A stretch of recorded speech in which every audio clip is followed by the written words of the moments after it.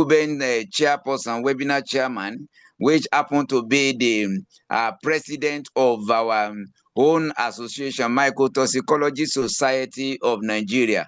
And as I speak, he's also the incumbent deputy vice chancellors of federal universities of this great country. So I have the pleasure to invite our chairman, Professor Charles Detunji, who happen to be our current president of Mycotoxicology Society of Nigeria, is also a fellow of the society, to make his opening remark. On to you, President. Good afternoon, sir. Our prof. Thanks for the eloquent introduction. So, distinguished ladies and gentlemen, erudite professors, industrialists, policymakers, government agency, the director of webinar, research and conference, Madam Talatu, and the moderator for today, Professor Iwola, all our board of trustees, Professor Papunda, all the executives, the PRO, everyone, I recognize you for the good work.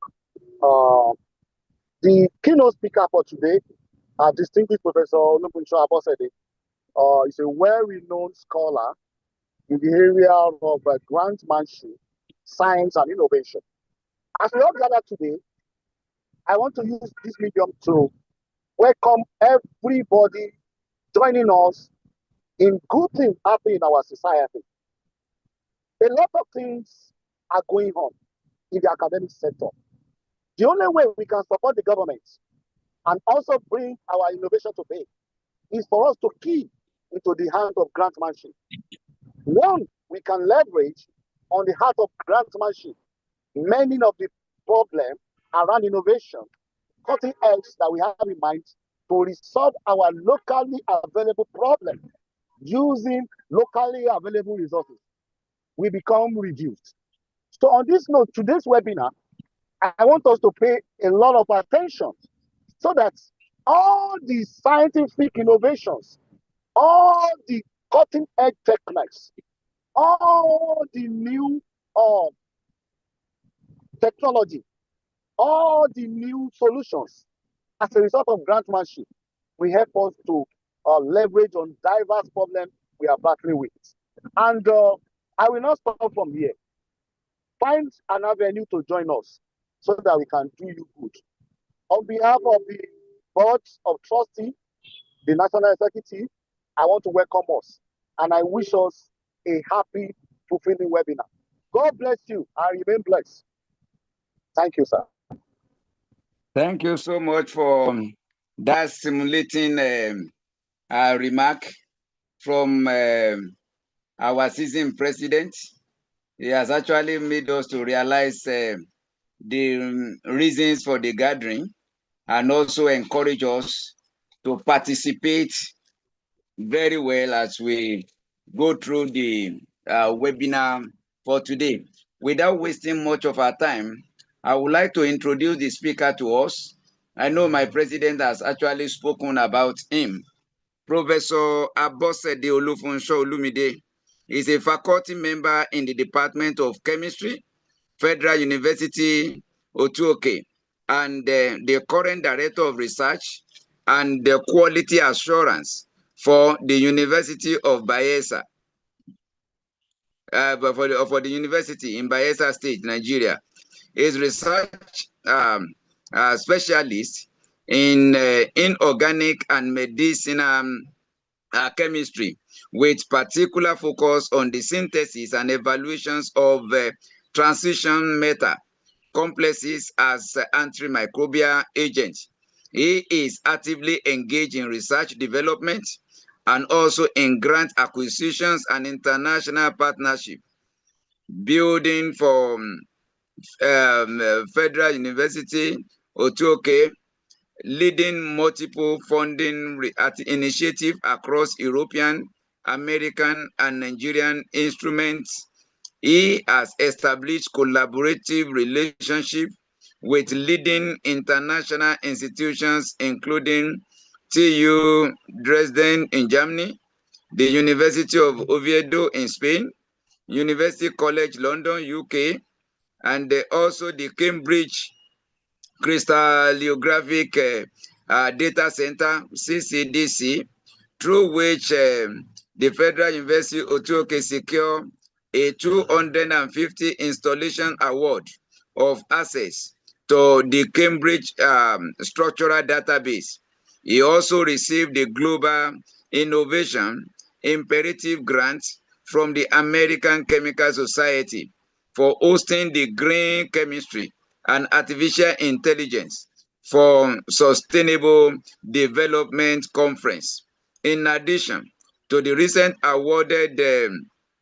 um, recently awarded ACS Chemistry Festival grant, he also served as faculty advisor for the ACS International Student Chapter at Federal University of Otuoke, and as chairman of Green Chem Club Bayelsa, an independent registered NGO advancing science education's outreach across secondary schools in Bayelsa State, and has led initiatives such as the Crystal Champion Nigerian program and the Crystal Clear, a secondary school outreach on structural science and molecular modeling.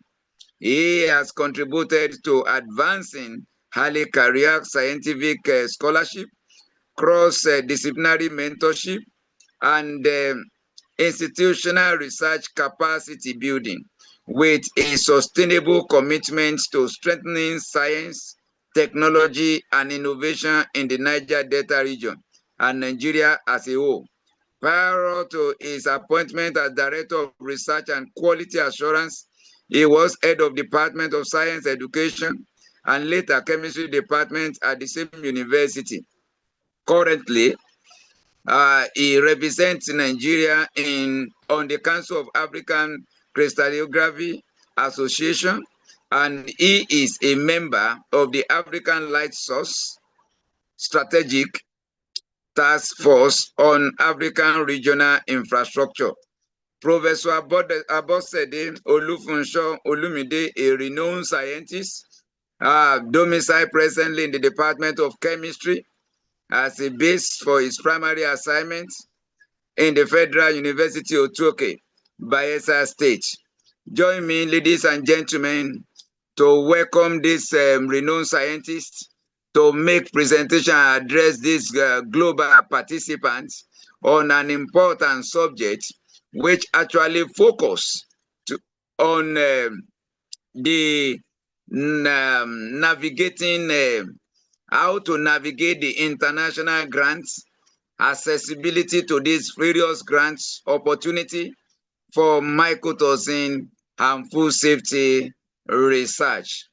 Professor Abosede Olufunsho Olumide, you have the floor. You are welcome on board. Thank you very much, Prof, for the brilliant introduction. And I want to say also a very big thank you to my Oga, the distinguished Professor Charles Adetunji, who also happens to be the Deputy Vice Chancellor at Federal University of Agriculture and Development Studies in Iragbiji, Osun State. I don't want to take this for granted. And I hope that every participant on this call will find useful information from my presentation today. So without wasting time, we have to share my screen now so that I can begin the presentation.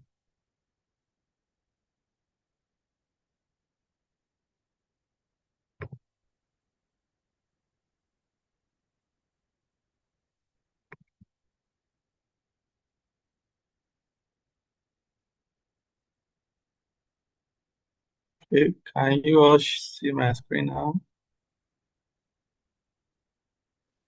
Yes, we can. And maybe you just have to put it on slideshow, sir. I'm trying to do that. Okay, I hope you can see it on slideshow now. Yes, we can. Okay. Okay, so again, I want to say big thank you to the organizers of this webinar, the Mycotoxicological Society of Nigeria.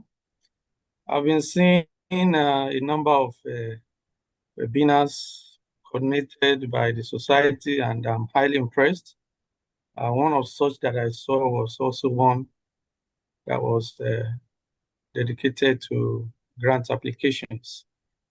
And today what I will be doing is to just present unto you some overview of grants that researchers in mycotoxin and food safety research can apply for, and also talk a little about what can help your applications. So what are the learning outcomes? The first is, and the major thing I'll be doing, is to map out the ecosystem of grants that researchers in mycotoxin and food safety research can apply for.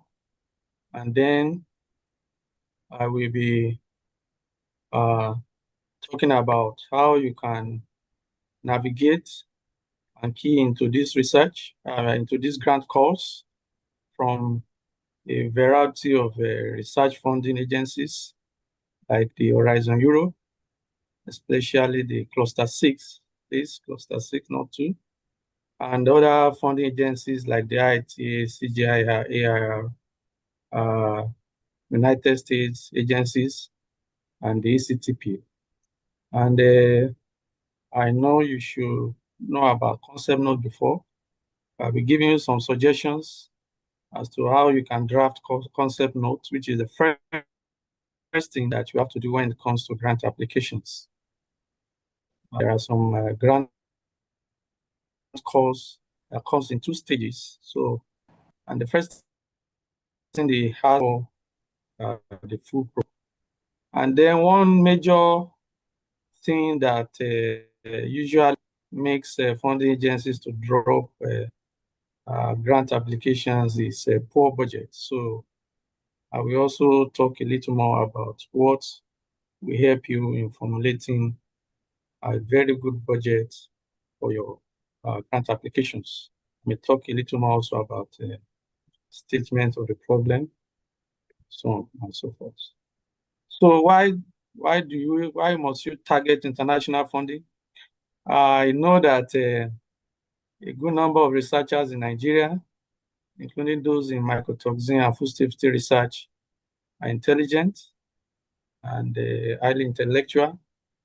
They engage in a good research that can help the society, but funding is usually considered to be a problem. And many are focused on just the funding that are available in Nigeria, which is very, very little. Even in my institution as director of research, I see majority of staff talking mainly about state fund grants, which is far, far below what can fund a good research. As a director of research, I used to talk about international grants, but many are beclouded by what is available, which is not even sufficient.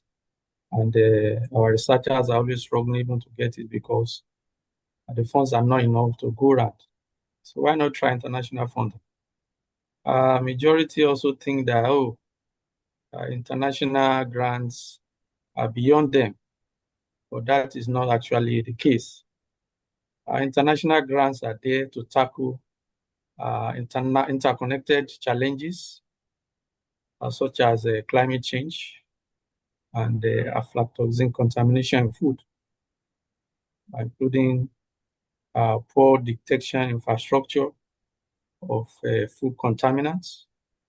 And so if there are grants that are available for this, why will researchers in food safety and mycotoxins, not key into it. I believe that by the end of this webinar today, you will see opportunities that you can attempt, and by so doing, you'll be able to also fund some of your research. As I've said, most of these grant calls are usually targeted towards transboundary research that connects detection of toxin to health or to the environment, and so on and so forth. So one good suggestion I will give our researchers in mycotoxin and food safety research is that you don't just limit yourself to just that narrow aspect of research, just as our professor that led introduction says. So you have to look for how you can connect it to some other aspects of science. And you may have to collaborate with researchers in other fields, fine. But because you can't do without that if you want to get international grants. So there are a lot of benefits for you. You can use some of these grants to acquire equipment that funds that are available locally cannot offer you, cannot afford. And apart from that, it may give you opportunity to have access to calibration standards, as you will see some of these grants from agencies, international agencies that regulate the issue of toxins. And then it will also offer you institutional and even personal credibility and citation impact. If you are take, for instance, you acquire research grant from Horizon Europe or from Gates Foundation, you'll be well reckoned with in the society. If anybody hears that, they will know that yes, you are a researcher of no mean repute. So I really want to encourage that you put more focus on how you can get international funding, as I'll be opening your eyes to some of these funding agencies in today's webinar. Another benefit that you can derive from these international grants is mobility. Some of these grants are dedicated to staff exchanges or student exchange. Take, for instance, between Nigeria and Europe, while others fund research, and at the same time, you can also include budget to go and spend a part of your time in other institutions outside your own country, maybe to go and use their facility or to acquire more training, and so on and so forth. Some fund connections to industry, like as we see, there is one that is dedicated to, or the emphasis is on employability of student or staff, or acquisition of technical training. And why is it that you should focus also again on international funding? It's an opportunity that I cannot miss. I told you Nigerian grants are limited, but these international grants, they are in billions of foreign currencies available for international researchers. Take, for instance, the Horizon Europe alone, the Cluster 6, which is devoted to research on food safety, agriculture, and environment. About 3.4 billion euro is up for grabs. For sub-Saharan Africa alone, yes, these grants are also available for other regions of the world, but there are grants devoted to researchers in Africa. And the news that is not encouraging is that our Nigerian researchers are not currently tapping into these grants. Okay. I've not heard of anyone that has also got a Gates Foundation grant. It's a colleague outside Nigeria just announced on LinkedIn of research grant of grants, the capacity building grants that he just received from Gates Foundation. We will be training African researchers, okay, on the areas of research that are also related to drug discovery, toxins, and so on and so forth. So I want to encourage that we open our eyes to this opportunity and begin to tap into them and make use of them. Take, for instance, when it comes to aflatoxin B1 contamination costs to Nigeria, it costs Nigeria $450 million annually. And of course, you can leverage on this as for your problem statements, okay? And then the health risk. Take, for instance, the cancer rate, maybe in your region, if it ranks highest or above average, you can leverage on this to use to apply for research, okay? One thing you should note is that when you try the first time, it doesn't work. Please don't be discouraged. Most winning institutions apply 2 to 3 times before they obtain their first international grant. And so the encouragement I will give you is just to start from somewhere. I start today. And by the end of this research, I believe that you'll be greatly helped in how to go about this. So who is our presenter for today? I would like to let you know that what I'll be sharing with you is not just theory. It's something that we have done before as individuals and also collectively as an institution. That's what my university has recognized in me, and that's what led to my appointment as Director of Research in the university.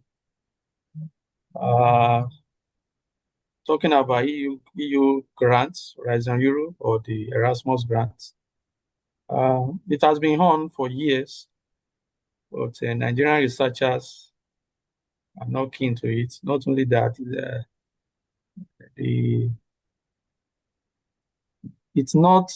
Nigeria is not listed as countries that can apply for this grant, but I think in year 2024, the Federal Ministry of Education with some other agencies, they approached the European Union to enlist Nigeria as one of the countries that are eligible for this grant. And it was good news. I think towards the end of that year, it was announced that Nigerian researchers can begin to apply for this grant. And so it's a big opportunity for us as researchers. For us as a university, we have made 2 applications in that regard.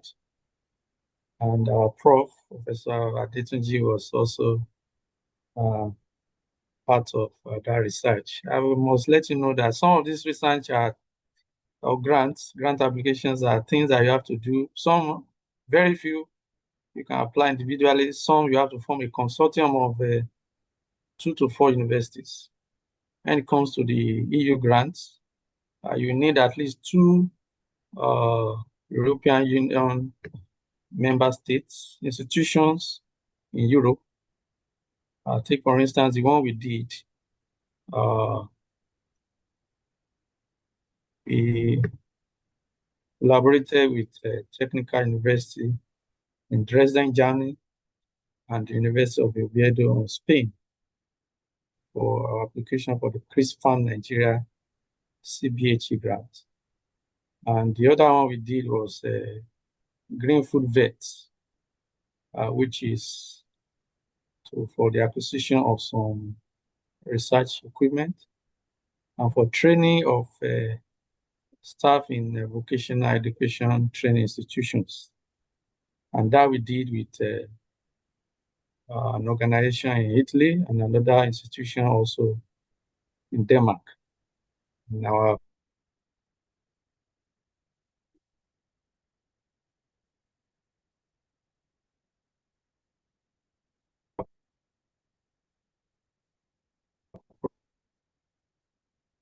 Professor project, which is for digital inclusion, and about 6 clusters were introduced to Nigerian institutions for institutions to submit applications, and together with some universities again, he submitted under 3 clusters, clusters C, E, and F.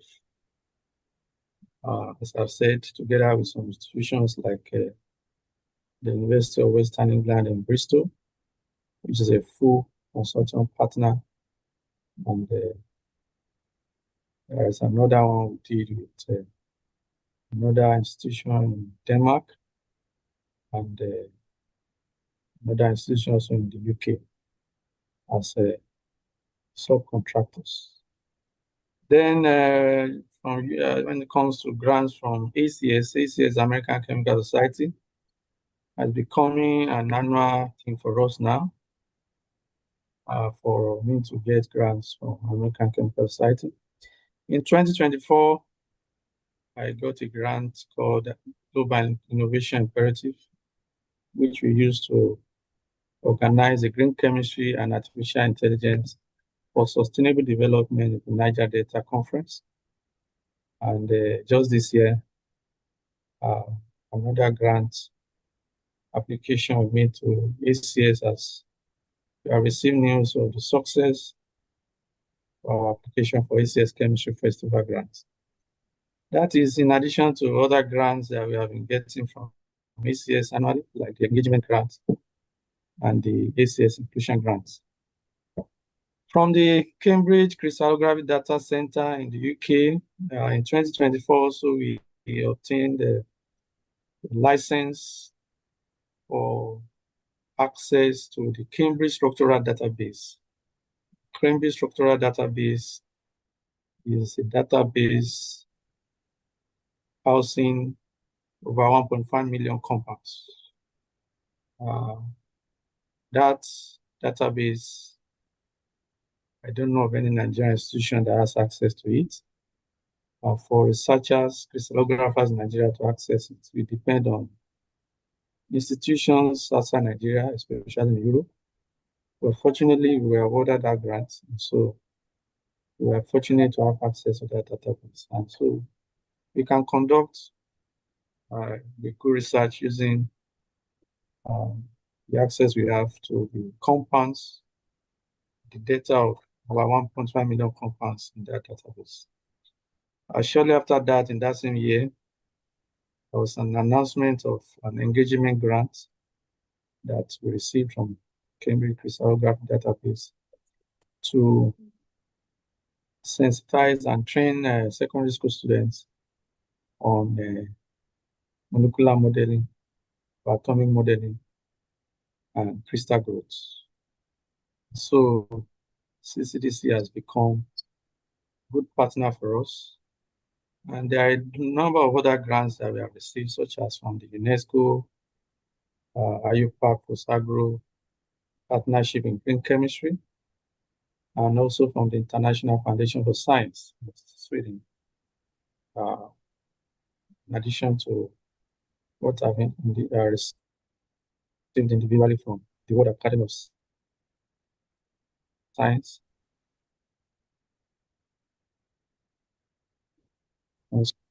A few of international collaborations that we have are listed on the screen for you. This is just a few, a good number of other collaborations with some other institutions in other parts of the world. And so we go on to the details or the focus of this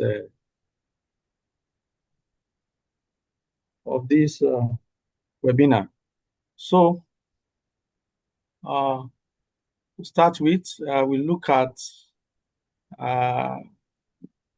grants that we can obtain from United Nations ecosystem.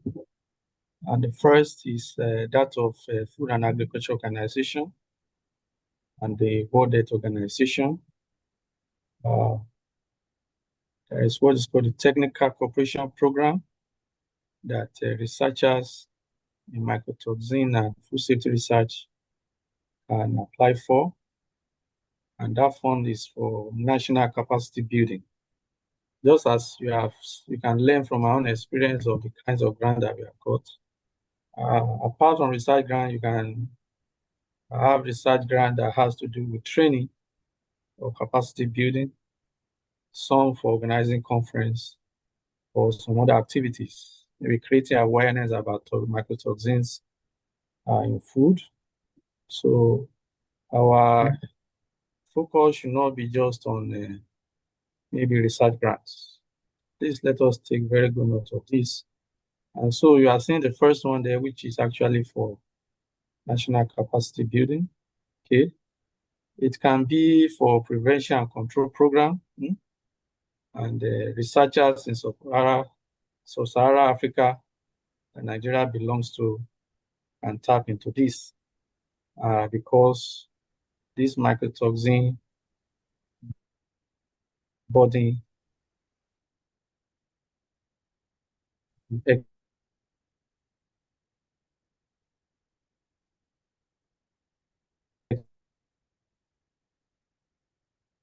extremely high. So if you are right that, okay.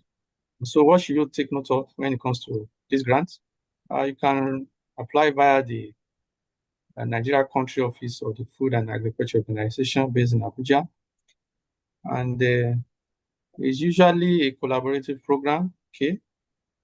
Can propose a collaborative program, maybe on mycotoxin survey or in a locality, right? There is another one called the Codex Committee on Contaminants. This one was advertised in year 2024. You may please check to be sure.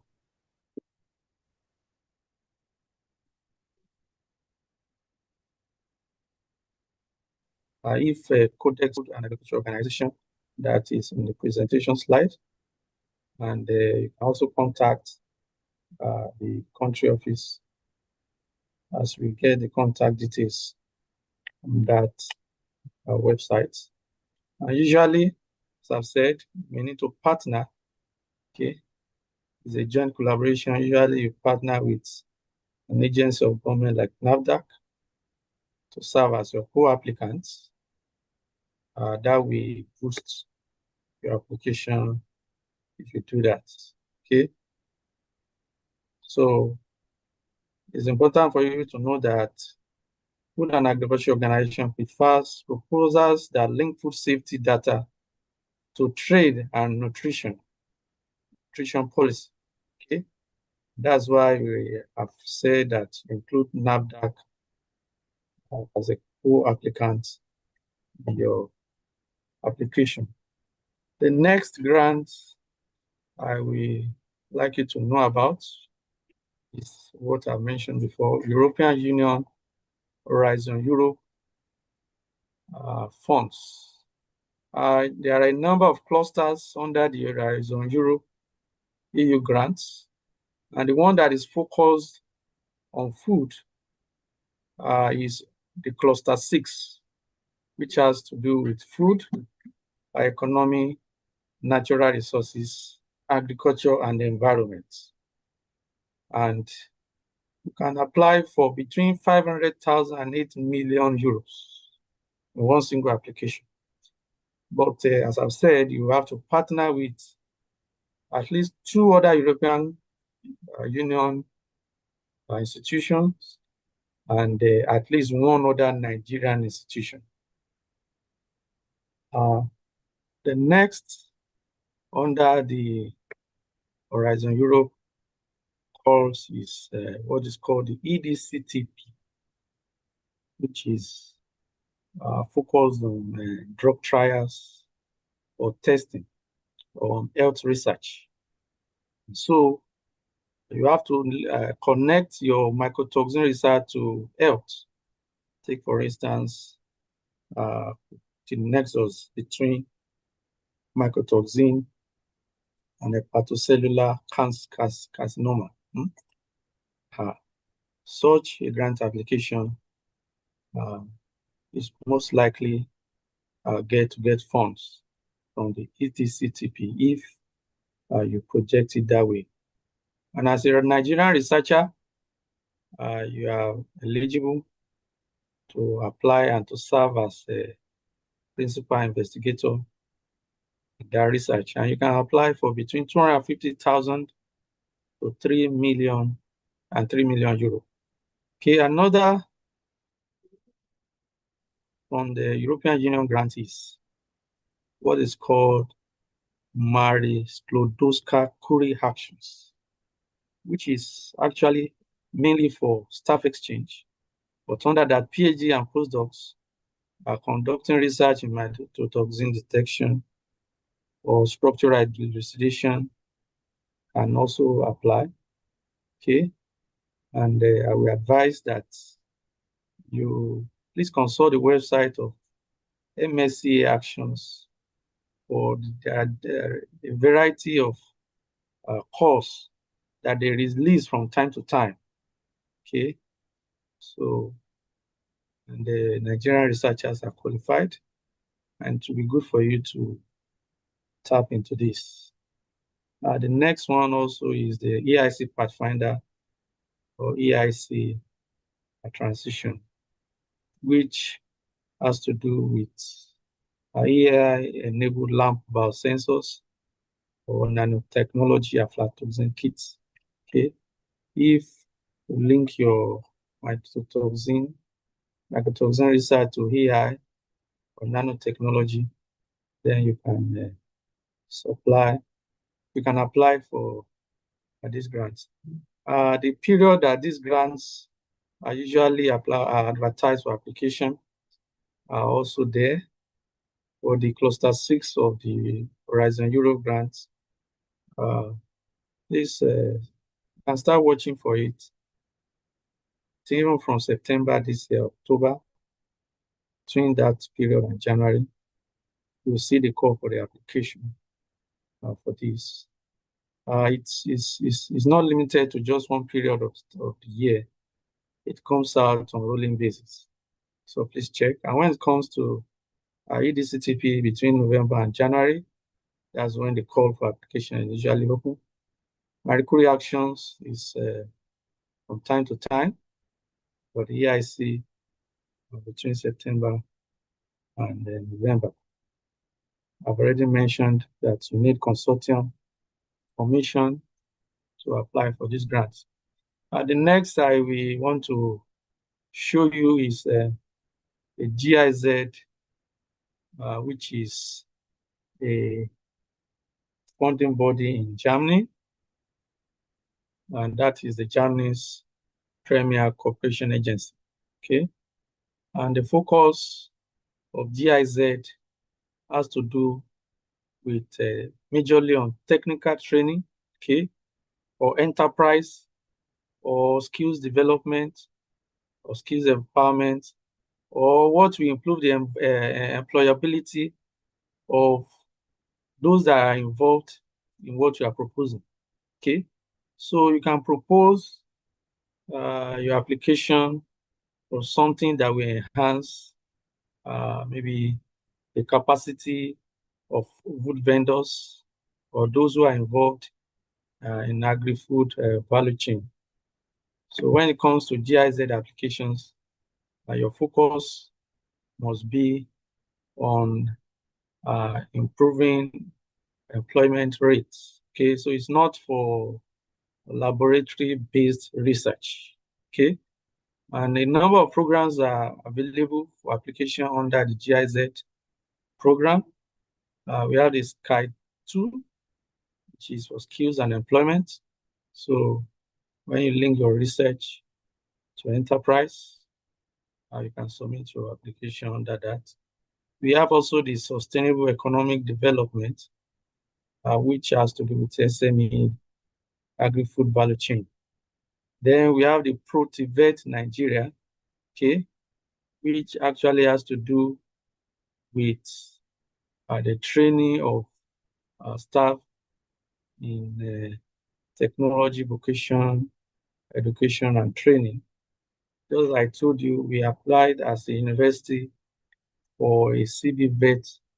We have to partner with technical colleges, polytechnics, because that grant is actually devoted for them. So I know majority of people on this call will be from the university.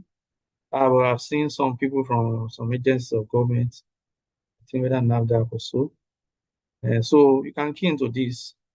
We introduce maybe skill acquisition for staff of technical colleges on how to detect mycotoxins, or how to limit mycotoxins in food.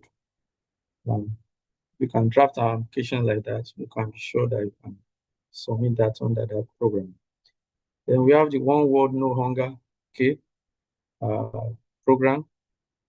You please need to check if this program is still on. But it's one of the programs of GIZ Nigeria. And then we have the ETHNET Nigeria, which has to do with health surveillance. And mycotoxin is also a priority area under that call. Okay, so the website is there for you to check more details about this grant course. You can submit a tender, and outside you can also find partners for the different courses, and who to contact when it comes to submitting an expression of interests. Okay, GIZ has an office in Abuja and also in Lagos. You can contact them for details. If you wish, you can also contact me to find out more or to seek help. I'll be available to help you. One strategic tip for you there is that you can, to help yourself, you can secure NAFDAC as a co-applicant in your application, and that will boost your application. Just as I said, the focus is on employability. So you, or if not NAFDAC, it might be an industry, maybe a food industry. Okay, I can help them in their detection of toxin, or how to limit mycotoxin in their food processing, or how your students can be placed in some of these industries, because that's what GIZ is focused on. Yeah, the other one is, the next one is Gates Foundation, and also the Wellcome Trust. Okay, there are a number of programs also under this. Okay, we have the grant challenges, which are usually released in spring and fall seasons. We all know that Bill and Melinda Gates Foundation is from the US. And you can apply for between $100,000 and $250,000. As I said, 2 calls per year. In spring around March, and in fall around August, September. Okay. And I can tell you that to apply for that, what is needed is just a short concept note. Okay. And the call is open globally. The website is there for you. We have the agricultural development program, which is also focused on aflatoxin. Okay. We have also Global Food Systems Initiative. All of these, you can please check the website of Gates Foundation for more details, including that of nutrition, has to do with complementary feeding. Okay. Under Wellcome Trusts, we have the Discovery Awards. These are annual calls for research that you can always find on the Wellcome Trust website. It comes out, it's released usually annually. Okay. We have also under that career development awards. We have also early career awards and the public engagement awards, because that has to do with policy research. Okay, so as I've said, it's not just about laboratory-based research. So how you can take your research to the market, or how your research can inform good policies for government.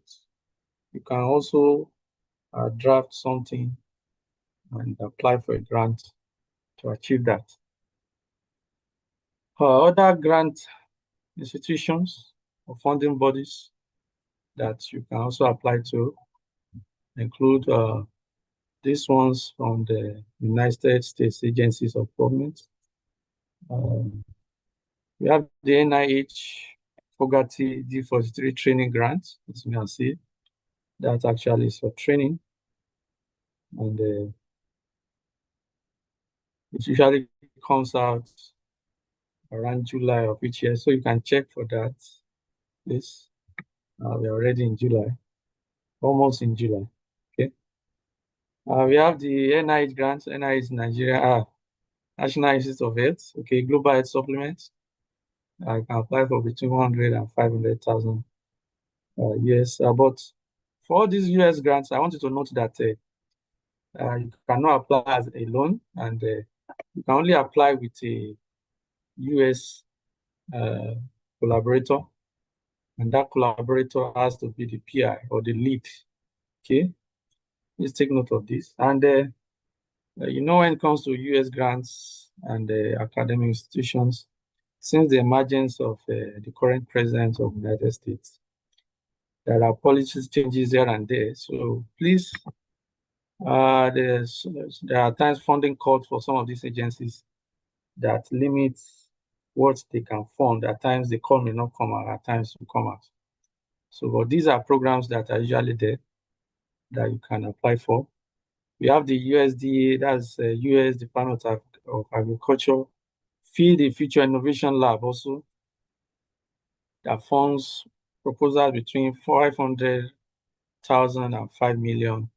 Okay, Nigeria is actually active in the Feed the Future program, and so you can partner with some US researchers to make applications for this. Then you can check the US Embassy in Abuja for some small grants they announce usually on their website, and you make the application directly to the website.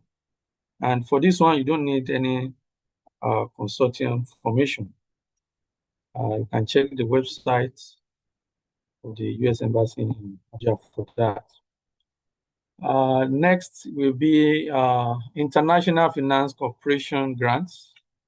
IFC, as you all know, is a member of the World Bank Group, and it has committed up to $71.7 billion for grab in the financial year 2026, please, for developing countries, including Africa. Okay, so we must check the IFC website for information on grants that they release from time to time. Okay, take for instance the Global Agriculture and Food Security Program. Can fund grant applications for between 500,000 and $5 million. Okay, and the focus is on smallholder farmers, food quality and safety, value chains, and agribusiness. Okay, usually when they advertise the program, we get more details as to how you can apply for that. We also have the Global Food Safety Advisory Program, which Nigerian food processors and exporters and laboratories can access technical assistance and certification support. Okay, so maybe a training on how to analyze food up to international standard, like the HACCP certification. Okay, or exporting food to the US or to Europe, okay, food products. Okay. I know for you to do that, there are certifications that you must have before your exports will be accepted in those countries. So, and you can apply to a Global Food Safety Advisory Program for funds to cover this. Then we also have the Canada Facility for Resilient Food Systems, sponsored by collaboration between the IFC and the government of Canada.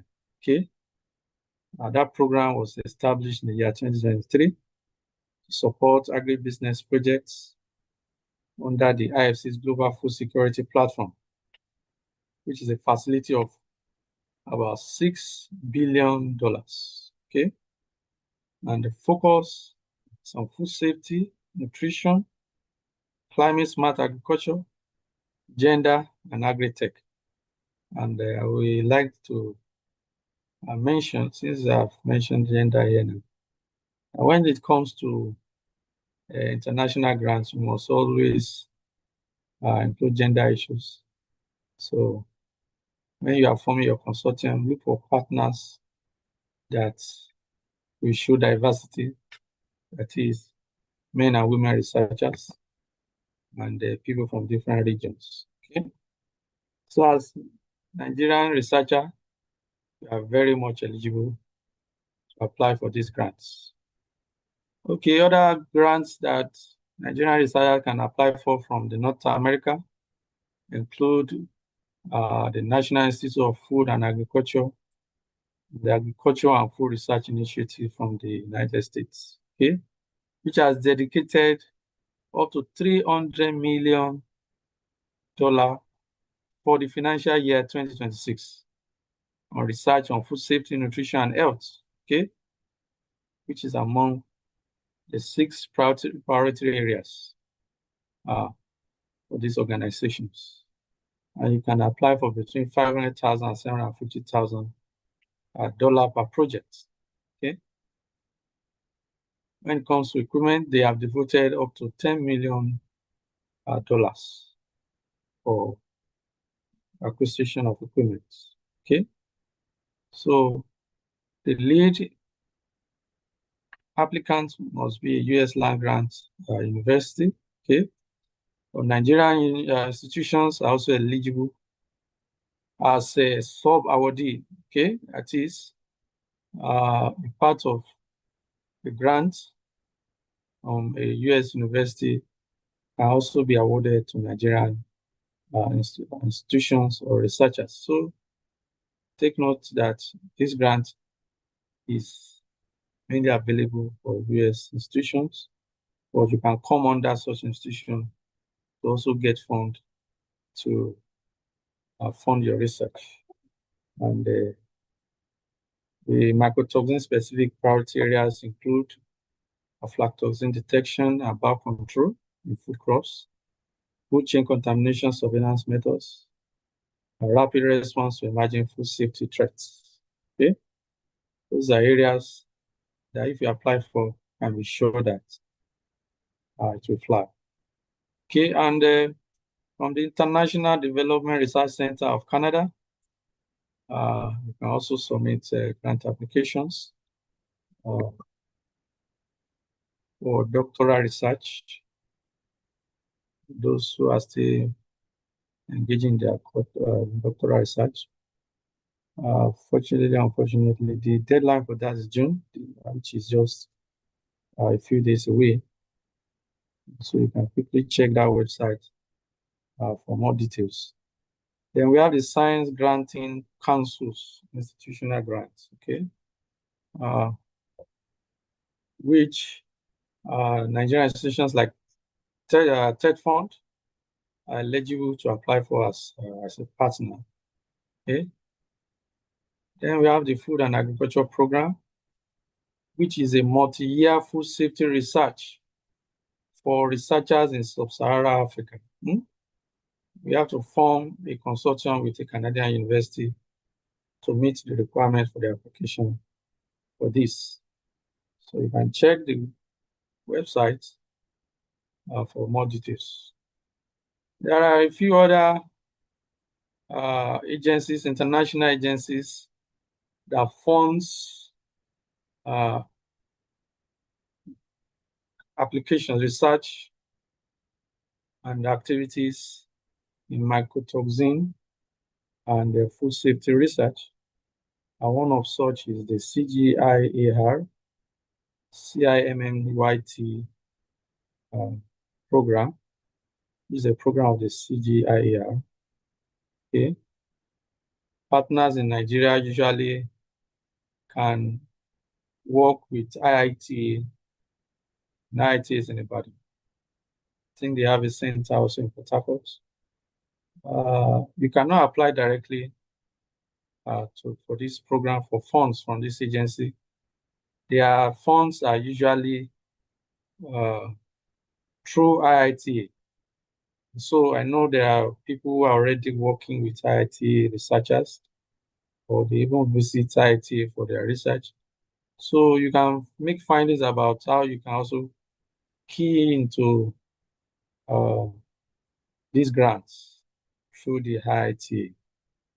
We have also the Aflasafe Technology Partnership, which deploys Aflasafe valve control, also again through IIT Nigeria. Okay, so you must go through IIT to apply for these grants. Then we have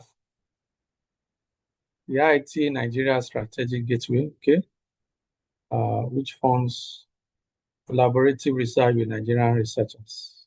It can provide access to their laboratory. If you want to visit IIT laboratory, they can fund your stay. Or if you have worked in conjunction with IIT researchers and you need to publish with them, maybe in open access journals that charges APC, they can provide funding also for this. Okay, so you can visit IIT for more information on this, or send an email or contact the phone number on the slide. We have some other grants from African government agency. Take for instance the African Development Grant. Okay, we have the Feed Africa Strategy Funds. That is for food quality and aflatoxin control, and also for agri-food value chains. The access to this fund, I must say, that is government mandated, and for Nigeria, that is through the Federal Ministry of Agriculture. Okay, state and federal ministry also are involved, and you can go and lobby them to nominate your institution to participate in this program. And you can see that they also focus on youth program and also technical training that is linked to agribusiness. We also have the Root Forum, okay, which is for universities in Africa, forming a consortium on research in food science, agricultural chemistry, and nutrition research. Okay, and to apply for this, we need to form a South-South collaboration or consortium. Okay, take for instance Nigeria partnering with an institution in Kenya or Ghana. Okay, for more details, you can get more details on the link that I've put there on the slide. Then we have also the CADP of the African Union that also funds food safety systems and the mycotoxin surveillance and One Health research. And of course, that is through the AU NEPAD Science, Technology and Innovation Strategy called STISA, which supports a consortium of African researchers. We have the AUDA Nepal research grants also that are occasionally advertised. You can check nepad.com for more details of these grants. Can apply for between $50,000 and $3 million under that program. Other international agencies that can fund research in mycotoxin and food safety include the MasterCard Foundation. And the website there is for you to get more details. I can fund research between $500,000 and $5 million. Okay. And I'm glad to inform you that Nigeria is a top priority for MasterCard Foundation.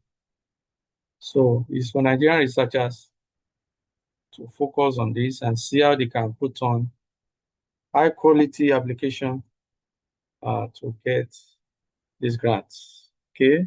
Whether it's to scale food safety testing, and you bring in the issue of youth entrepreneurship or technical training for students on food safety careers.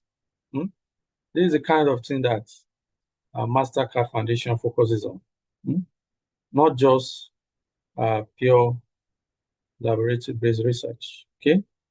Rockefeller Foundation is also there, and some other funding agencies that on the screen, I think I must move fast here. We also have GEM Foundation that funds between £500 to £5,000 research. Okay. GEM Foundation is based in the UK. And even if it's BSc or at least you have a MSc, you can apply for that. That's not too rigorous. Okay. We have the Conservation Food and Health, okay, research grants also. And you can please check the grantsinterface.com for more details about that. Then we have the Seeding the Future Foundation grants that you can apply for up to $100,000. Okay. And their deadline usually is in December or January. We have an annual call for that. Okay.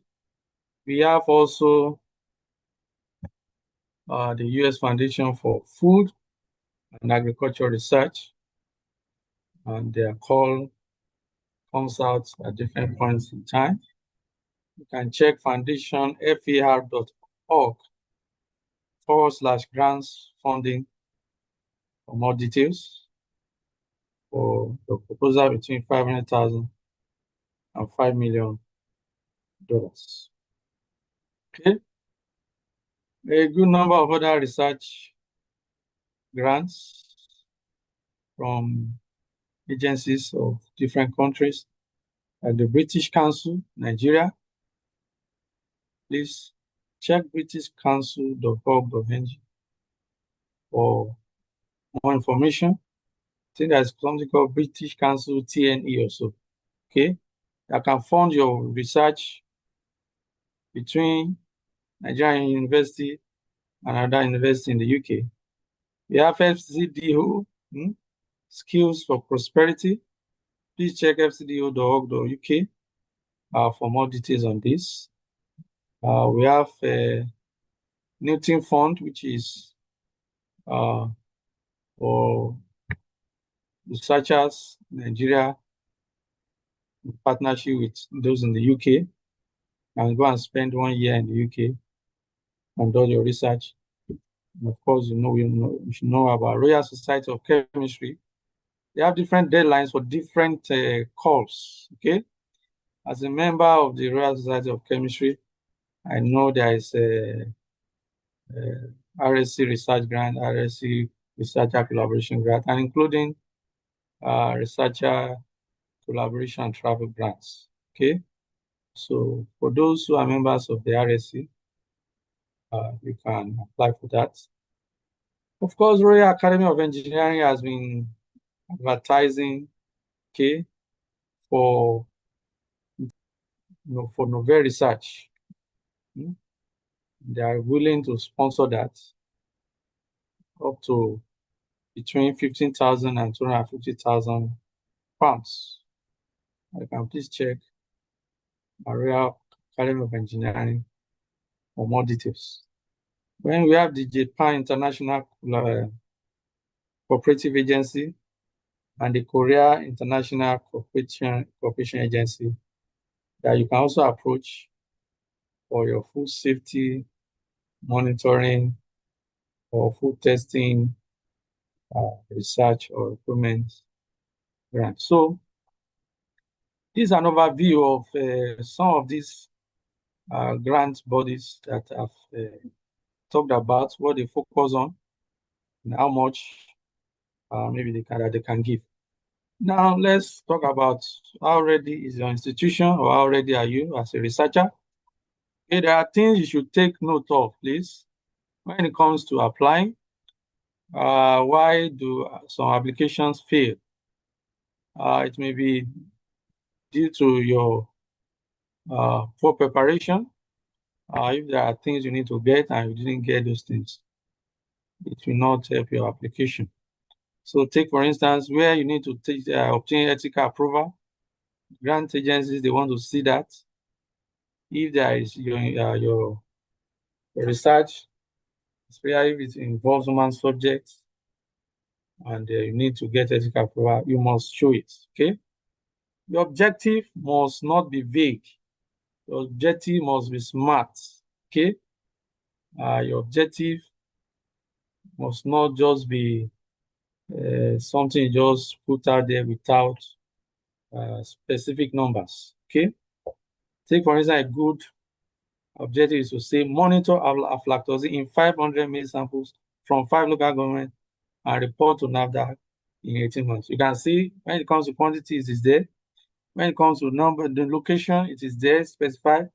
When it comes to time, it is there. That's what we call SMART, okay? Must have specific, measurable, achievable, reproducible, and time-bound objectives. And so also must be every part of your proposal, okay? All partners, all consortium partners must have roles to play, okay? We don't just list them there without specific tasks that they will embark on in the project, okay? Involving researchers as partner in your application is not a reward for a friend or a family member.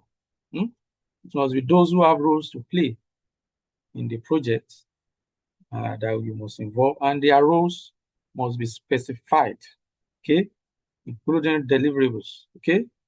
Okay, what about partnering with some agencies of government like NAFDAC? NAFDAC is key to when it comes to food. NAFDAC is a regulatory agency when it comes to food and drugs administration and control in Nigeria. So if you involve them, you can be sure that it will boost your application. But you involve an industry, a food processing industry, or a food manufacturing industry, or a food and so on and so forth. So please take very good note of this if you want your proposal to be highly rated. Yes, many of these international grants require independent audits of about 3 years, okay? So if your institution is not one that is transparent when it comes to their funds, and they don't have audited accounts, you may forget it. Take, for instance, the Gates Foundation, the EU, Horizon Europe, okay, or the NIA. They want to see, have you got grants before? How did you spend it? What did you achieve with it? Okay. Okay, what about signing MOU with your partners? Okay, or providing some sort of proof that you have engaged with the partners that you are involved in, the research, and you have done something together before, and they can be sure that the 2 or 3 or 4 of you can work together to deliver on what you have proposed. You need to show that. That is also very, very important part of the application. Okay. You must also show that there is sustainability plan, that what you have proposed will not end by the time the funding ends. And you must show that even after the funding, the project will continue, or the deliverables or the outputs of the project will remain and will continue, and people will continue to benefit. Okay. Take, for instance, if part of your application is to acquire an equipment, you will have to show how will you maintain that equipment after your project, after the funding for the project ends. Okay. With that equipment, I've generated funds that will be used to continue to maintain the equipment. All this must be shown very, very clearly in your application if it will not fail. Okay. And one very, very important thing also is that you must submit your application before the deadline. Okay. And in fact, you prepare for these applications months before so that you can submit before the deadline, so that you can perfect the application before the deadline and submit before then. When it comes to hurrying, it's possible you make mistake, you make error, and that will affect your application negatively. Yes, some other things that you need to put into consideration and why these things matter, and particularly for which particular grant these things matter are there. I've collected some for you. Okay. Take for instance, you need to have experience in the research you are proposing through publications. Okay.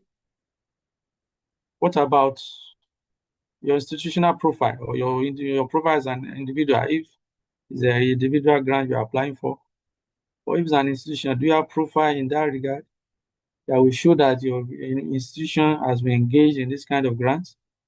Have you won grants before?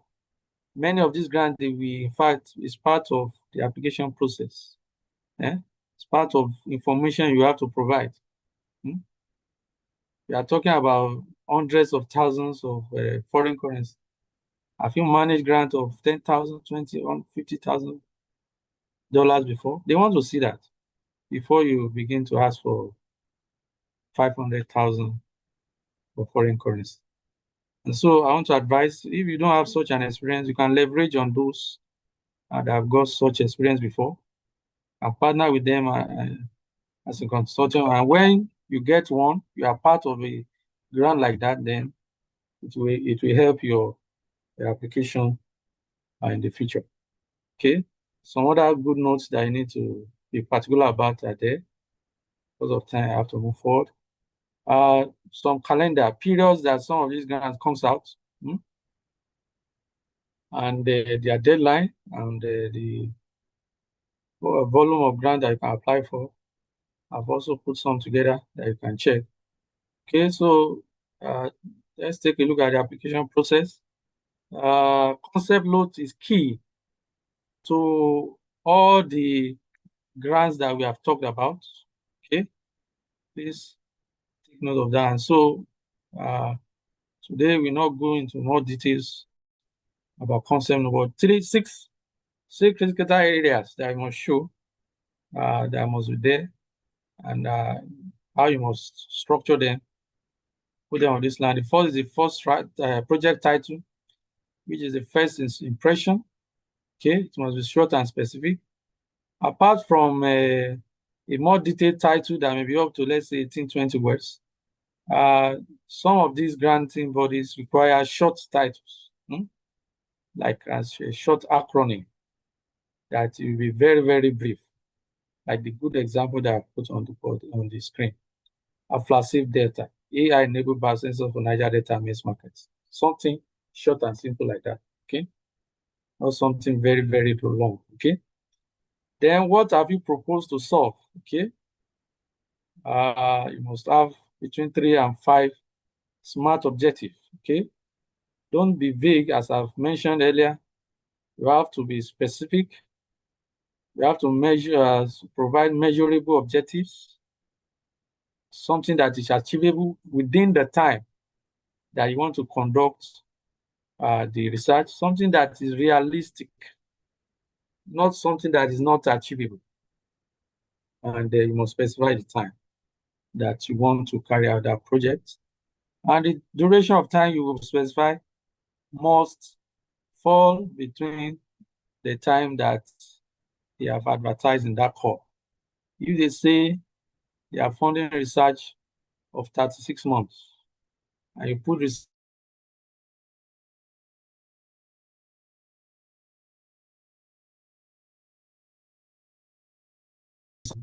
I'm sure that that's already outside their scope, and your application will not fly. Okay. Impact and sustainability, what you want to achieve, and who will benefit is very, very key. You must show that. Sustainability, I've mentioned that. How will it continue after the duration of the research? Okay. Take for instance, you say you are partnering with NAFDA, and NAFDA is adopting the output of your research. You cannot be sure that yes, NAFDA will continue that. And so the funding agency will be happy because what you are proposing and what they want to fund is sustainable. It's not something that will end with the time that they will give it the money. Okay. Problem statement, very, very key. You must state emphatically the problem that is on ground that you want to solve. Okay. Evidence-based problem. Specify numbers and also the named population. An example there, 60%, 68% of Bayelsa maize samples exceed EU aflatoxin limits. That's a very good problem statement. Or is leading to 450 million annual export losses. Okay, that's a good problem statement. I've mentioned before that, of course, all the partners you are involving, you must state their rules. Okay, you must specify the rules of every partner that is involved in the research. It's not enough for a partner to be advisory. Every partner must have key roles to play. If they don't, please don't involve them. Okay. Then budget is key. Usually, 4 lines are key to a budget. Okay. Although some concepts may not require budget, but in the full proposal, definitely you must include budget. Personnel, usually no more than 35%. Travel and field work, usually about 20%, no more than that. Equipment, usually no more than 25%, some up to 30%. And then direct costs, definitely must not be up to, or it must not be more than 7%. Okay. And you must give details for each of these. Okay. Don't be vague and just say the personnel, $100,000. You must state how many personnel, what each one we call what each one will be paid. Okay, so what you do is the unit cost multiplied by the number, multiplied by the months. That's how you arrive at what is your personnel cost, or if it's the other subject, travel or equipment. Okay, don't just put a number as a lump sum. Okay. Okay. Writing problem statements. How can you help yourself? I've said it, that you must be smart when it comes to stating your objective or writing your problem statements. Okay. A weak one is on the left there, and then a strong one is on the right. What's the one on the left missing? You can see there is no data there. It's just a broad statement. Mycotoxin are harmful substances produced by. Everybody knows that. They pose a reason. That's not even any problem statement at all. This study will investigate mycotoxin contamination in Nigerian maize. That is not specific. Okay, it's not measurable, and you are not even showing any gap, even though you are saying there is no gap there. Okay, so look at the strong statements problem on the right there. Aflatoxin B1, very specific. In Nigerian maize exists, you see quantity there, that's quantified. in 68% of samples. And then you give credence to where you get that, you give citation, okay? Causing, can you see, causing $450 million in annual export losses. HCC in Bayelsa ranks among the highest, okay? Rapid field detection remains absent in greater than 95% of Nigerian markets. And this study now will develop and deploy an AI-enabled land-based sensor targeting. You can see the number there. So that's a very, very strong objective that if you frame your objective, your problem statement in this way, you can be sure the reviewers will be very, very happy about your proposal. And so there are 6 question checklists that you must apply. Every reviewer wants to see. 1 is, what is the specific contaminant? 2, what is the quantified problem burden? 3, what economy or health loss will result? And 4, what is the current gap or failure? And 5, what is it that this project will do? Then 6, for whom, by when, and how many? You can see if you put all that into your problem statement, you can be sure it will be highly rated. Okay. So some suggestions also for you on budgeting. Okay. I've given some guidelines there, but please, you have to go through the call for the application. Take, for instance, open access publication. Some agencies, some grant calls says no dissemination costs, and publication comes under dissemination. So you can't put that there. Or for conference attendance, conference registration. If they say they are not sponsoring dissemination, then you don't put any open access charges, please. Okay. So please go through the call for the application. Some of these things, some of these guidelines for some of these applications are in hundreds of pages. Take, for instance, the EU grants. And that's where to begin. Before you even start drafting your application, you go through all of these things. What are their requirements? What are the do's and don'ts? What are the things that are allowed? What are the things that are not allowed? Okay. Some applications fail even in the first round by technicalities. Okay. So please, let's take good note of this. Okay. So one other thing I will say is, you have seen that we need to form collaboration with international partners. So I would suggest very, very strongly that you please build relationships, attend conferences. Webinars like this are good for you. You connect with fellow researchers, okay? Attend conferences, even international ones, so that you can meet with people that can also assist you in forming consortium for your application. Okay.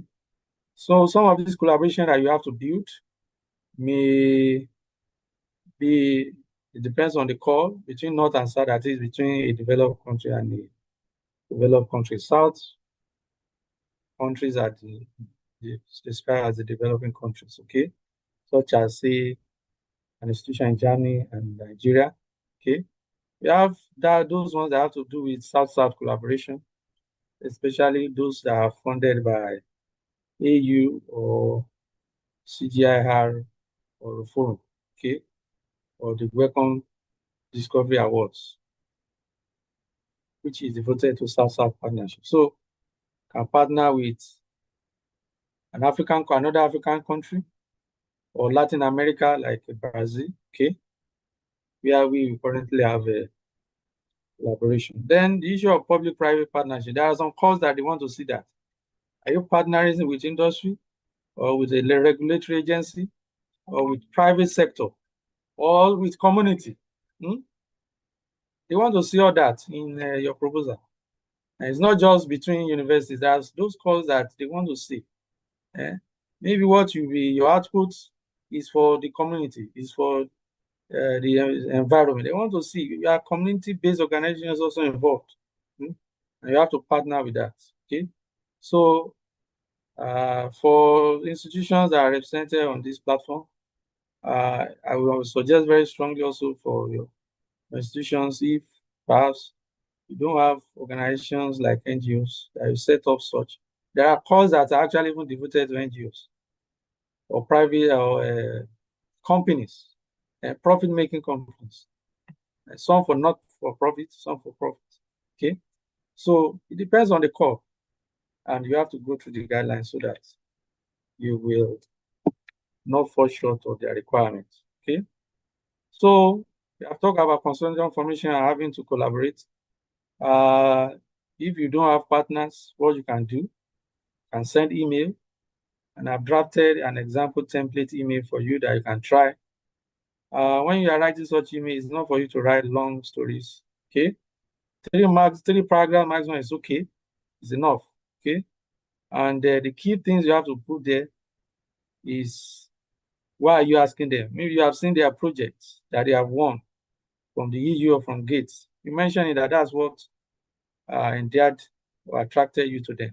Okay, then your own institutional profile. Please copy your website and put it there. They want to see, where are you from? What are you doing? What's your institution doing? And they don't want to have to start to go and struggle and Google, and maybe they Google, they saw some profiles that are close. I don't know which one. Put your own specific website there. When they click it, they know this for this researcher, and they check. And if they're happy with what they have seen, then they can accept your proposal.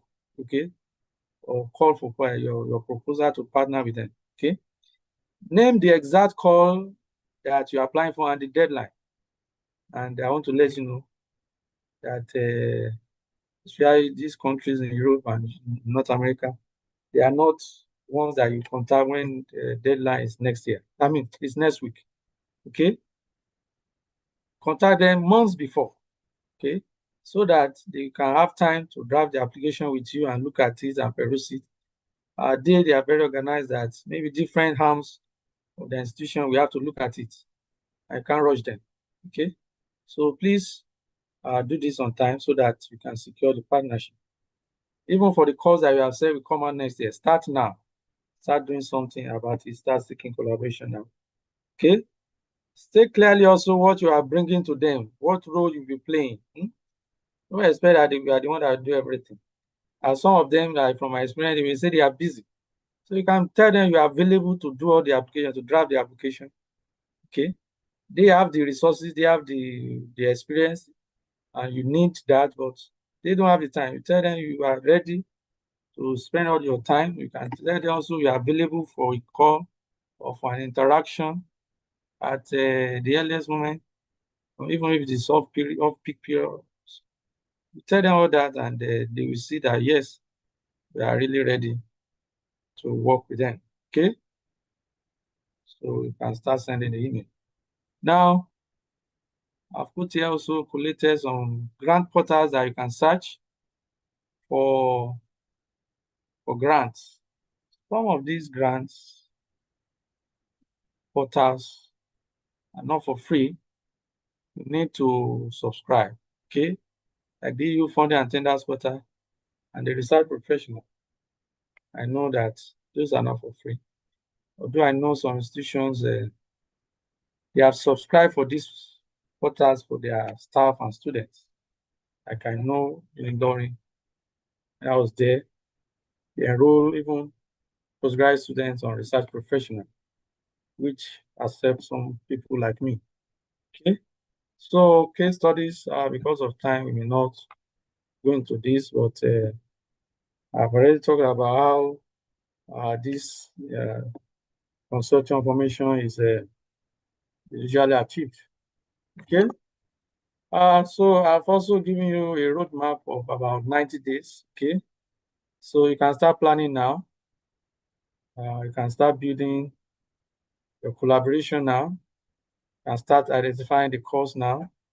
You can start writing and preparing to submit your application now, so that some of this application will not catch you unawares. Okay. So I want to thank you very much for your being there, for your patience, and for your rapt attention. And I'll be available for questions and comments and contributions from our seniors. And you can connect with me on LinkedIn or also on Facebook. Thank you very much. The question now is no longer whether Nigerian researchers deserve international funding. It is actually whether we are ready to claim it. The funds are there. If you are ready to claim it, we begin now. Thank you very much. Thank you so much for that scholarly presentation. Indeed, all participants and global audience will agree with me that Professor Abosede Olufunsho Olumide was actually the round peg in the round hole. Sincerely, he has actually done justice to the topic before him. He has been flowing for the last almost an hour now or beyond, and eventually it seems as if it should not even end. But most sincerely, I want to believe that all the audience have learned so much from this erudite scholar and from his presentation, Navigating International Grants for Mycotoxin and Food Safety Research. Indeed, he has actually talked about mapping the ecosystem in mycotoxin and food safety research, most especially navigating into the granting body, draft of concept notes for applications, budget formulations. These are key strategic points that he has actually emphasized. Need for collaboration most essentially, and also for international grants, in most cases are available because the local grant has actually remarked that the local grants are limited because international grants are in billions. And apart from this, he has actually listed a lot of available grants that support mycotoxin and food safety research. He has talked about Horizon Europe. He has talked about World Bank Bridge. He has talked about USACS USA grants and CCDC UK grants. And also some of these grants are also available for capacity building. He has dissected the focus before him, most especially addressing the have to have access to international grants for research. He has itemized various opportunity, Horizon Europe, GIZ Nigerians program, that's a German base.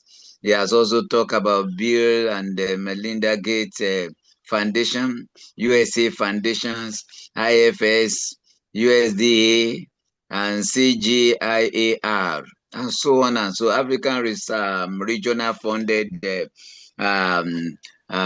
foundations too.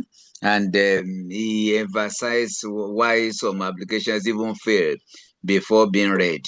And he talked about the applications process, the draft of the concept notes, and building a global partnership.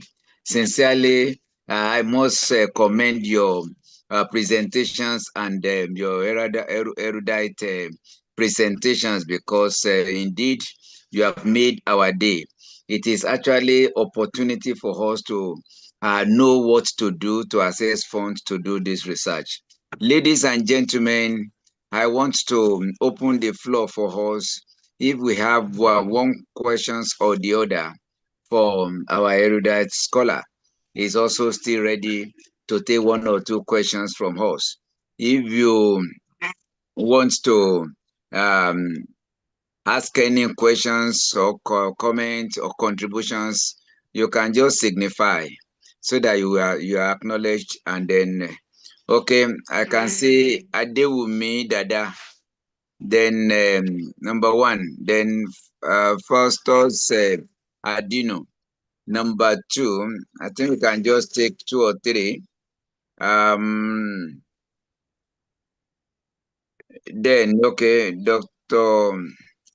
Am I seeing any other hands up?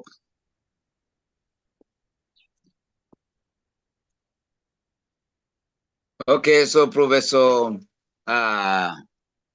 Professor Abosede Olufunso Olumide, thank you for your presentations. There are a few questions already to be taken one after the other. I invite Dr. Adewumi Dada to ask his questions, followed by Faustus Adino. Can we have your questions, please? Unmute yourself, Adewumi Dada.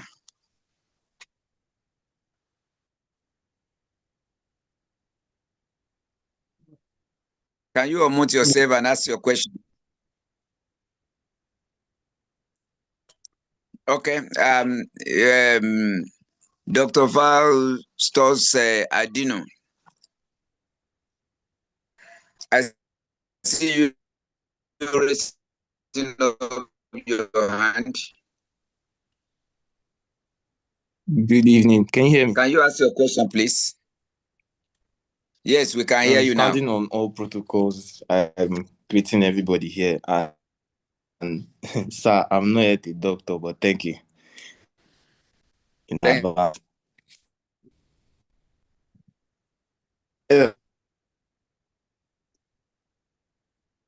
Your network is fluctuating. Can you be precise and go straight to your question? We can't hear you. Can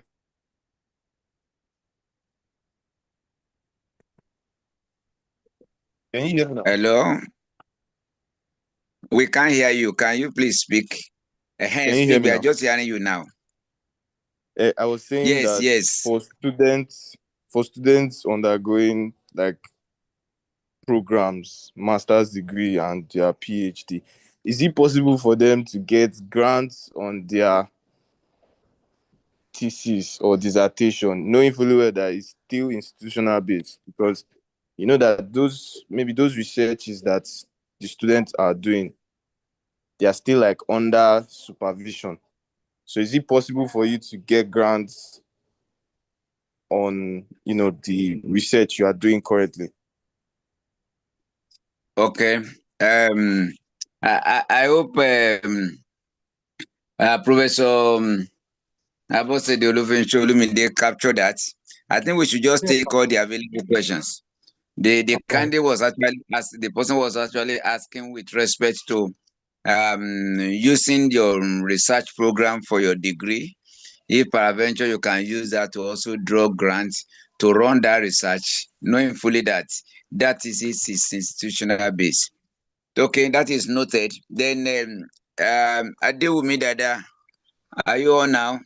Can you unmute yourself?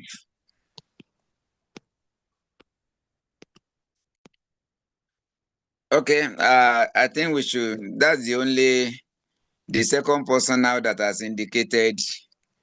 We don't know what really happened. Maybe because of his network, we are not hearing. Thank you very much, sir. Yeah, Thank we you can very hear. much. I want to join my voice to greatly appreciate this platform as provided by the Mycotoxin Society. I want to appreciate first and foremost erudite scholar and emeritus professor, Professor Ade and Adetunji Charles, the DVC Federal University, Ragbeji. And I also want to appreciate as well our erudite scholar who has trained us this evening, Professor Abosede, a very sound and resourceful and seasoned scholar. I want to join my voice to appreciate him for providing this platform and also for opening our eyes to see some of those things that can as well help us, because of a truth, the funding available in the country, local funding is very limited, highly limited, as just mentioned. And I want to thank him for opening our eyes to some of those international funding that we can harness. Yes, I know there are so many things for him to discharge, even the time will not even permit us. But I want to plead for one thing. If we can have access, the participant, if we can have access to the resourceful slide that he has trained us with today, I don't know if that will be made available. So my own is just to appreciate this platform. And I know that this particular presentation is not limited to the society alone. That is why I know that as a chemist, honestly, I will be proud to be part of this webinar again if we can extend it much more and provide another platform, maybe the second phase of this training, so that we can extend it to all struggling researchers, upcoming researchers, early researchers, as many as possible. Honestly, we'll be glad if this can also, if we can still bring Professor Abosede to sit, have a second phase of this wonderful presentation. That is just my contribution. Thank you very much for this platform. Okay, thank you for your remark. You are highly welcome. I think we should just allow erudite scholar to respond to the available questions, which has to do with as a student running a degree program, maybe MSc or PhD, and he has to present the thesis. Can that candidate still use available grants to run the thesis and the degree, knowing fully that all theses are institutional based? Thank you, sir, Prof. Okay, thank you very much. Yes, these grants are not just for professors, they are for PhD students also. I mentioned part of what I listed is MSc, which is Maris Lodoskakuri Actions. It sponsors PhDs and postdocs. So PhD students can also tap from that. There is TWAS grant. TWAS grants used to be available for Nigerians, but for some time now, there are issues. Also, Nigeria is not regarded as a developing country that TWAS grant is available for. But I think there are still a few calls under TWAS that scientists, PhD students can also apply for. Then DAAD is a German agency of government that also funds research by researchers at all levels. So I will encourage PhD students, PhD researchers to check the website of DAAD, that's daad.de, and then also MSCA. I'm sure they will find useful grants that they can apply for. Thank you very much. Then the second question, I want to thank Professor Adewumidada for the remarks. We also know the good work you are doing in your university, and we appreciate that. And we want to appreciate our Professor Adetunji for a platform like this. So, as regarding the slides, yes, of course, the slides will be made available to the MSN, and I'm sure they will send it across to all registered participants. Thank you very much. Thank you so much for this privilege. It has been a wonderful time, and we know for sure that at every time as long as we reach out to our erudite scholar, distinguished researchers, and renowned scientists, Professor Abosede Olufunsho Olumide, we especially appreciate you, and we thank you so much for your time and the sacrifice to have actually made these resourceful presentations to us today. And I know that I hope you will oblige us at another invitations from our end.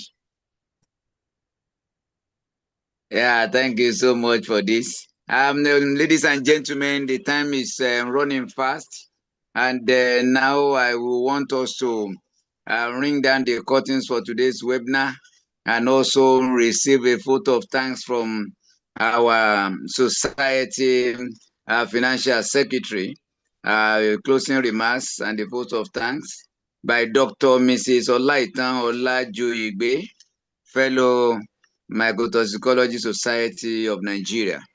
Yeah, can you, on behalf of the society, give a vote of thanks and help us to appreciate our guest speaker for the fourth webinar, international webinar for this our great society, chaired and led by Professor Charles Adetunji.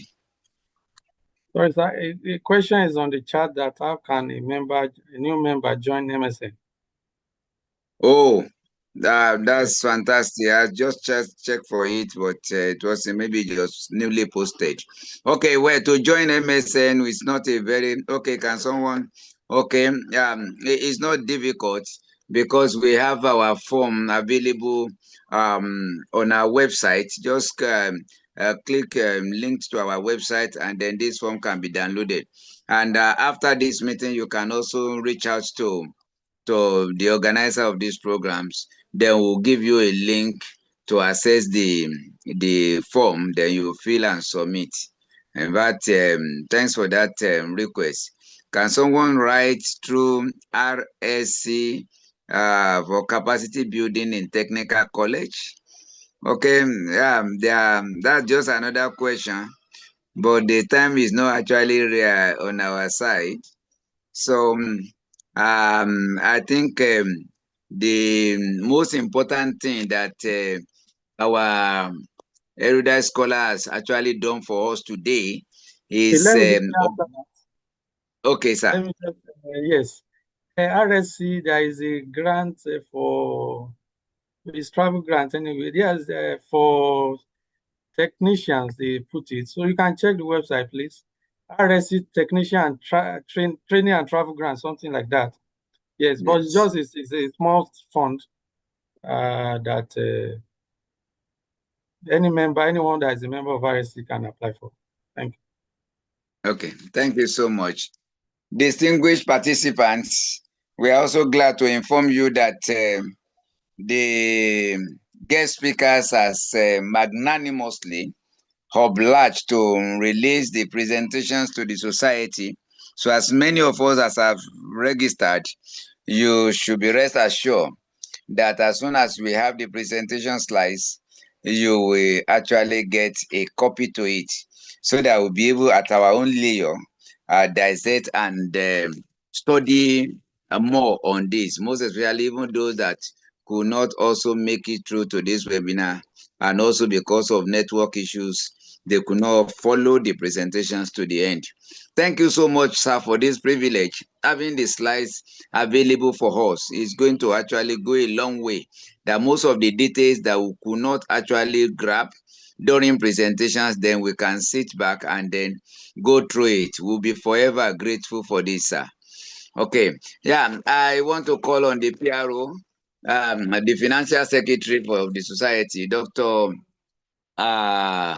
Olaitan Olajuigbe. Can you please make a closing remark and give a vote of thanks? Thank you.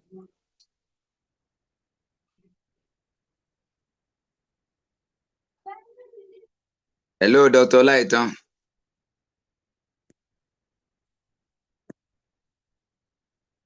Can you please unmute yourself?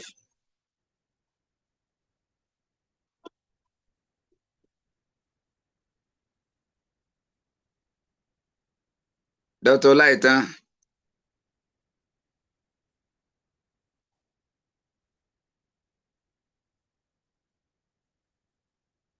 Okay, we have the our convener for this meeting, and also it was always been a very versatile and erudite researchers too, who has been a facilitator, is the current director of training for Mycotoxicology Society of Nigeria. And since he assumed the office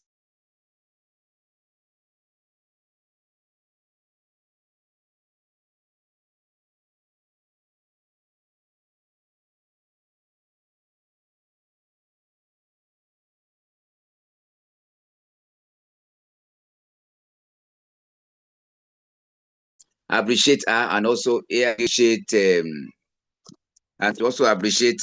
all the participants.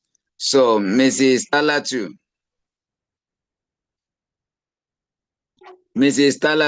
Ethan, can you please give a vote of thanks and a closing remark, please?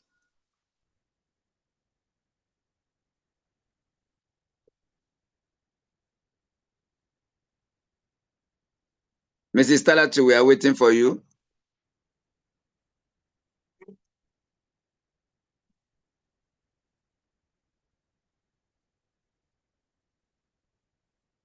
Can you please unmute yourself?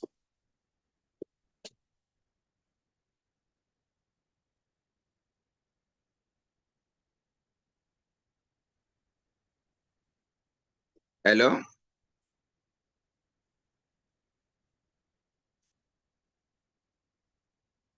Hello?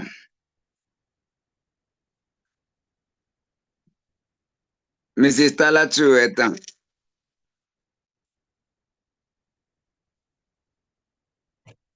Is it the network? Yeah.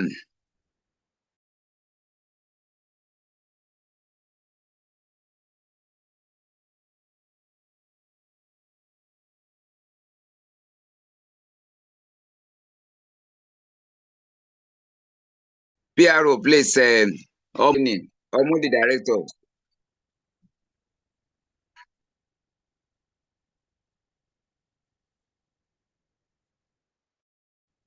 Dr. Bankole, please unmute the director of training, Dr.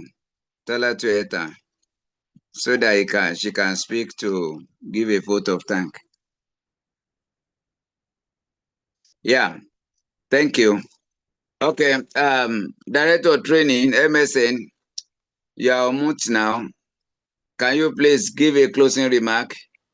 Appreciate our guest speaker, and then let's have your vote of thanks. So thank you, sir. Thank you, Prof. On behalf of the as a society and the executive, the board of trustees, want to say a big thank you to Professor Lumide. Thank you for this wonderful presentation. Thank you for finding time to share your experience and knowledge with us. We are deeply grateful. We hope and pray that when we invite you again, you'll be willing to share more information with us. Thank you very much, sir. I want to use this opportunity also to thank the president of the society, the moderator for today, and all our participants. Thank you all for joining us. I thank all the executive, all the members, and the entire society for this opportunity. God bless you all. Thank you. Yeah, thank you so much, my director of training from Mycotoxin Society of Nigeria. Ladies and gentlemen, we have actually listened to this, and the guest speaker ring down the curtain by saying, if you desire to apply for grant, it's better we'll think about it now and begin to start working with it now. So by the time we'll have the next webinar, stay tuned and stay connected. Thank you, and God bless you. We will bring this meeting to a close.